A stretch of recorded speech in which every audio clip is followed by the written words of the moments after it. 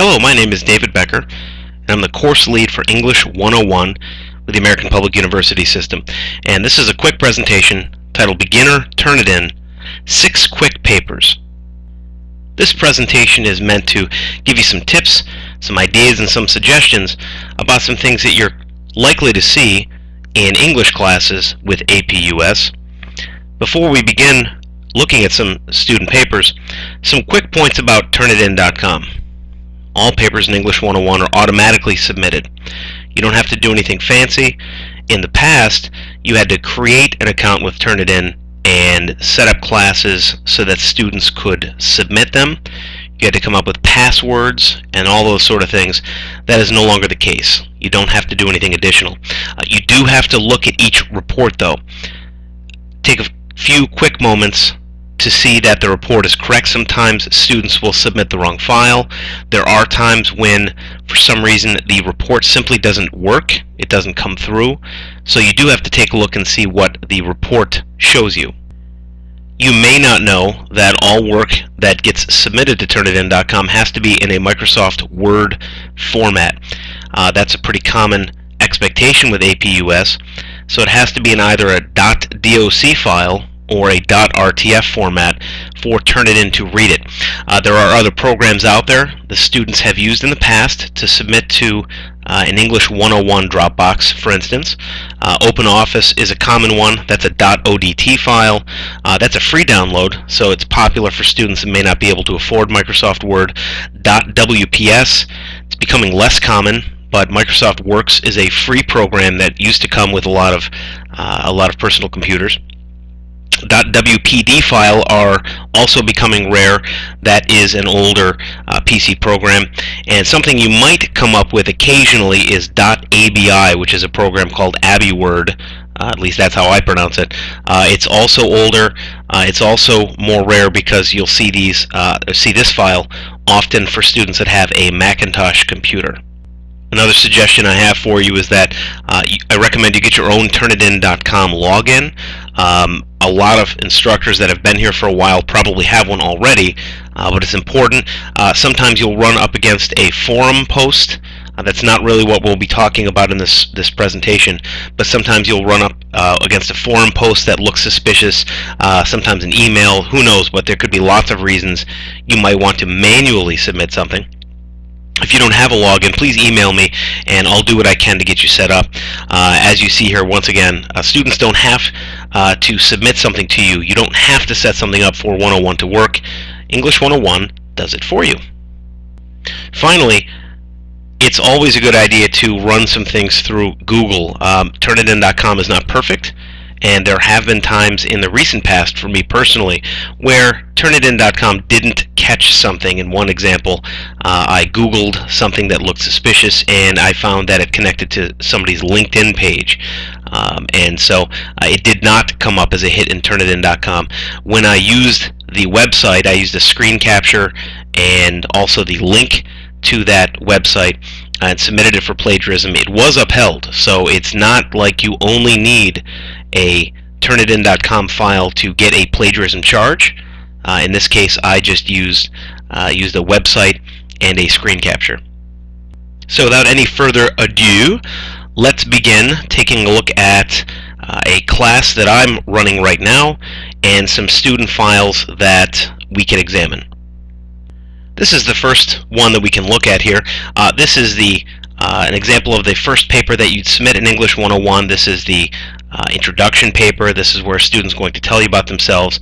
And as you can see, most students submitted something. And if you take a look towards the right-hand side, you see that there is a suspicious file here. There is a file that comes up as a red, if you can see it right here, it comes up as a red icon and it comes up as a 98% match. That's obviously suspicious, so we'll take a look at that. Just so you know, for the purposes of this video, student names have been protected with a blue box to protect their identity. That would be a FERPA constraint. So for privacy concerns, student names are covered with a blue box. Anyway, let's take a look at this 98% file because it doesn't quite look right. In case you didn't see the file I was speaking about, here's a helpful red arrow which corresponds to the red box, And that's an example of something that we have to take a look at. Once again, names protected by the blue box, but you can see when I click on this, it's a 98% match. There's no question that this was copied and pasted from someplace. And when you look at the right-hand side here, the blue box on the right-hand side is actually the name of a student who likely submitted this first. And so this is a 98% match. I think this is a slam dunk plagiarism charge. I'd recommend emailing the student to ask, is there anything I need to know? What happened? Did you upload the wrong file? But honestly, in this case, I already have seen that it was submitted first by another student in a College 100 class. This, as you can see, is English 101, so this file is a plagiarism charge that's pretty easy. This is actually a live class that's going on right now. So this essay was just due this past Sunday, just a few days ago. And looking at this file right now, again, not all students submitted this file, but there are a number of students that have. And once again, we have one that looks suspicious. Once again, let's take a look at the red icon file. Sadly, this is from exactly the same student as the previous example. This is paper 2, and once again it's a 98% match. Once again, it's pretty clear that it was copied and pasted from someplace else. The right hand box once again is from a student from a different class with a different name, and so this is an example of a plagiarism charge as well. Another reason to bring up here is that once you have a student that has plagiarized once, it's always a good idea to keep an eye on them for future assignments. Remember that these can also be teachable moments, so if you have a case where there's a student that maybe they're just not understanding the sort of things they're supposed to be doing, this is an opportunity for you to talk to them to find out and make sure that they know what's expected of them. I'm not going to tell you that I have or have not had any response from the student. It's just something to keep in mind. While keeping an open eye on this sort of thing, it does not mean automatically that the student is a plagiarist. Once again, in the blue box on the right-hand side, this red arrow points to the name of a different student. So the student that submitted this file is not the same student that originally submitted this from what looks like now about 5 or 6 months ago. So once again, this is a pretty clear plagiarism charge. But if I go back to that screen, if I go back to the screen where I see all of the different submissions and the percentages, at the top of the screen I see a 33%. And of course you see it's highlighted, it's a yellow color. And so we're going to take a look at that one. Let's see what that 33% file looks like. So looking at this file, first of all, I'm looking at the original choice. When you click on a file, this is often the screen that will come up, and you'll see when it says mode, it says show highest matches together, and that's in this approximate location here. Near the printer icon, there's a green refresh icon and then a download icon, and you see that it's a 6% match for the first item, and already you can see what's listed as number 4 in about the center of your page. The writer's checklist comes up as something that this paper has in common with other papers. And so, well, now we need to take another look at this, and we're going to look at a different view of this file and see what that tells us. Again, same file. This is the 33% file that was towards the top. And so when I look at this 33% file, you'll notice that in the center, with some other colors, you see there's some things that are quotes. They appear to be quoted correctly for the most part. And the biggest problem, however, is towards the top. And again, the writer's checklist is what is the biggest hit on Turnitin.com. My personal opinion is this is not a case of plagiarism. This is the case of a student who submitted a file that includes the writer's checklist, and that's what came up as a hit. As a point of reference, starting with November starts, so November classes that begin at APUS, this writer's checklist, I'm asking students not to submit it with their Word files. Instead, to submit it in the text box so that Turnitin never sees this, and so that will eliminate these false matches at the top. But once again, this is where you have to actually look at the file, and in this case, since the writer's checklist comes up, that is not something that's plagiarized. That's part of the assignment they're expected to do. And so in this case, I would say this is not a case for plagiarism. You may choose to ask this student to revise some things down below in the center with some of those quotations, but I don't think this is a plagiarism charge at all, and so I would use this as a teachable moment. Another paper we'll look at is in the middle of this screen. We're going to look at the 43% hit. It's higher than 33, obviously.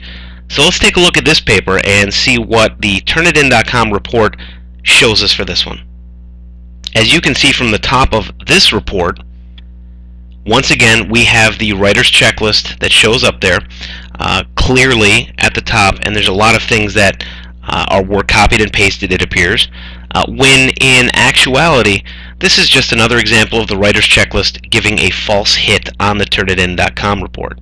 However, there is a concern here, and I've highlighted it with a red box, and to me personally, we have a little bit too much here in the center that is word for word. Now you'll notice that there is an in-text reference with these items, and so I don't think this is a direct case of plagiarism. However, this is an example of a student that's going to have to revise something to make sure that this is correct.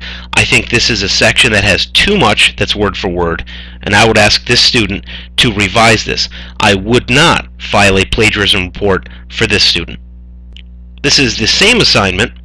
This would be essay number 2. So same assignment, different class, and now we have a different color.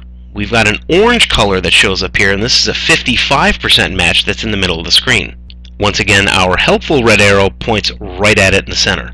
It's a 55%, and you may be able to see already that I've graded this assignment a 0. By now, this is getting pretty familiar. This is another example of an essay that has a writer's checklist that is word for word here. This is an example of a writer's checklist, by the way, that I would ask a student to revise because all of the answers were with just one word, a yes answer. That's a problem. Our rubric for English 101 for essays does take off quite a few points for that. It can be up to 10 or 15 depending on what it is in the rubric. So that's a problem. But we have to look a little deeper at this. So we're going to change the mode once again to go from the highest matches. Instead, we're going to look at a different view once again. So where you see mode, this is again the click drop-down menu. There's our red arrow pointing at it. And so we're going to change this to get a different view to see what we can see and what Turnitin.com can tell us.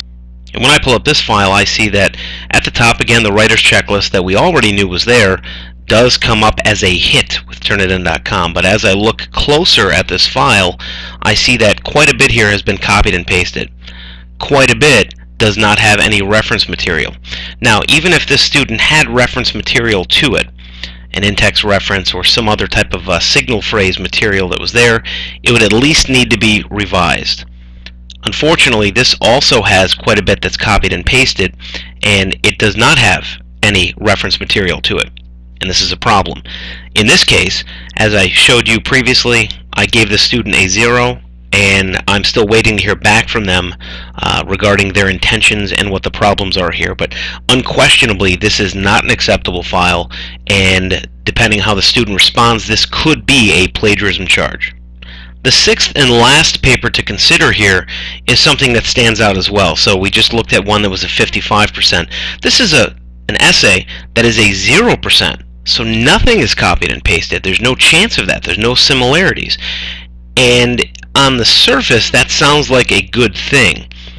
If you see a 0% come up on a file where a student is expected to do research, this is in fact a problem because there should be something. There should be some percentage that comes up where a student has used a direct quote from the source.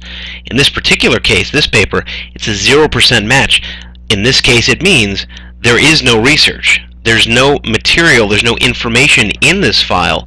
This particular file is almost completely a personal response, and as a result, that's a problem. That's a different case, though. That's something we won't look at in this presentation, but it is something to be concerned about. This presentation was not intended to answer every question you might have, but if you have more and you're interested in discussing it, please send me an email. My email is listed up above, david.becker at mycampus.apis.edu. If I don't know the answer, I will work to find it.